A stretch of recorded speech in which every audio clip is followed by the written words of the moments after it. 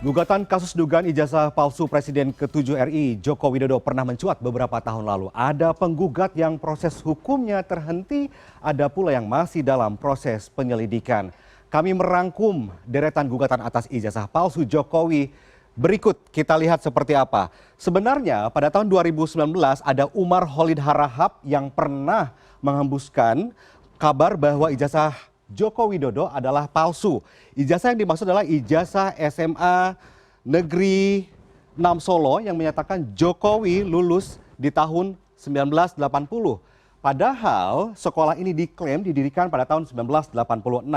Karena dianggap menyebarkan berita bohong, Umar tetap diproses hukumnya dan ditangkap polisi sebagai tersangka, namun tidak ditahan dan dikenakan wajib lapor. Berikutnya kita ke tahun 2022. Di sini ada Bambang Trimulyo, penulis buku Jokowi Undercover yang juga menggugat Jokowi atas dugaan ijazah palsu saat Jokowi mendaftar Pilpres 2019. Bambang pada saat itu menggugat kepada Jokowi karena memang pada saat itu diduga bahwa ijazah Jokowi tidak sesuai alias palsu. Gugatan itu kemudian dicabut karena Bambang masih berstatus sebagai tersangka dugaan kasus ujaran kebencian berdasarkan SARA. Kemudian di tahun berikutnya kita akan ke tahun 2024.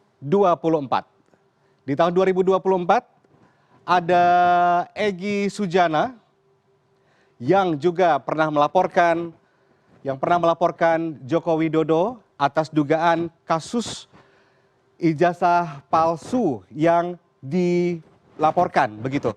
Di tahun 2024 ini, Egy Sujana ini menggugat ijazah palsu ke Jokowi ke PN Jakarta Pusat dan gugatan ini tidak diterima karena tidak ada satupun bukti otentik dapat dihadirkan dalam persidangan. Berikutnya kita ke tahun 2025. Di tahun ini ada Muhammad Taufik, pengacara asal Solo yang menggugat ijazah palsu kepada 4 pihak. 4 pihak itu adalah Joko Widodo, kemudian ada KPU Kota Solo, ada SMA Negeri 6 Solo, dan juga ada UGM.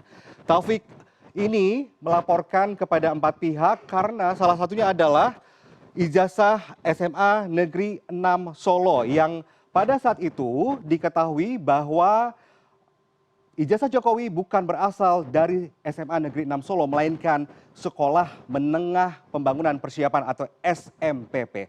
Taufik kemudian dilaporkan balik oleh Asri Purwanti, seorang pengacara juga, ke Polresta Surakarta atas dugaan ujaran kebencian. Dan selain Taufik, Asri juga mengadukan 2 pengacara lain ke 4 akun media sosial.